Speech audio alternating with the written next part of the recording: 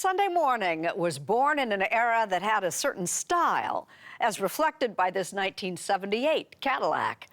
But not everyone was along for the ride. For 50 years and counting, designer Ralph Lauren has been making his own distinctive way. Someday you ought to pave this road. No, I like it this way. No. Ralph Lauren's Colorado ranch has an Old West feel. Goes all the way up that way. Where the designer gets to be a real-life cowboy. And I guess I'm wearing the right James Stewart hat to go with the terrain, because I always thought this was really cowboy movie.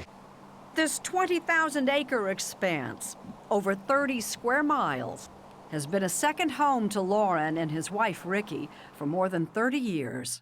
This is where Ricky and I fell in love with the West. This is a really romantic, beautiful location. And it's just one of the many romantic, beautiful locations that have helped shape the Ralph Lauren aesthetic. From the English aristocracy, to the nautical, to African safaris. But Lauren's own beginnings in the Bronx were far less exotic. You know, as a kid, I wore a lot of my older brother's hand-me-downs. I thought I liked wearing their clothes. You liked wearing hand-me-downs? I did. Well, I never had a lot, but But kids in hand-me-downs resent it, and they... I didn't resent it. I was sort of, my brothers were cool, and they had good stuff. And Lauren says it wasn't really about the clothes. When you put on something that you really like, you feel like you are that person or the person you want to be. Working as a tie salesman in his early 20s, with no formal fashion training, Ralph Lauren had an epiphany, a new take on a menswear staple. And I went to my boss and I said, can I make these ties? And he said, Ralph, no one's going to wear them.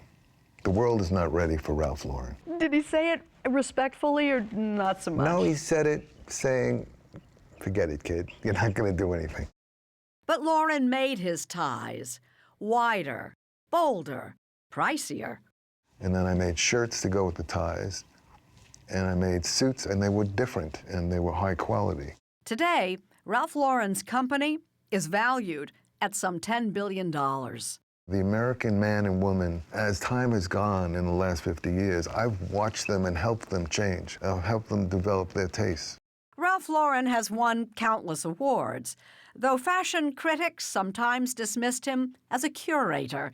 He shrugs it off. But criticism about his name, which he changed from Lifshitz to Lauren at age 19, seems more personal. In the world I was growing up, the word was a tough word. It was in my name. So that name change was not about being Jewish or not Jewish or being something else. And though his name is now one of the most recognizable brands in the world, Lauren isn't too hung up on labels. You don't have to wear a label to be important.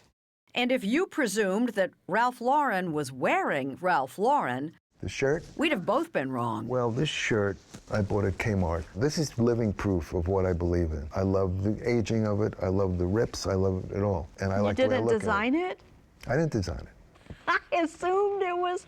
No, I happen to like this because it's the one that I have memories of. And how come you chose it for this conversation today? I want to look great.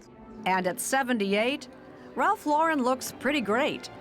But remember, it's how the clothes make you feel. I feel cooler now than ever. Why? How? Because I've enjoyed my career, and I'm still working really hard and well. 50 years and counting. So let's hope it goes on.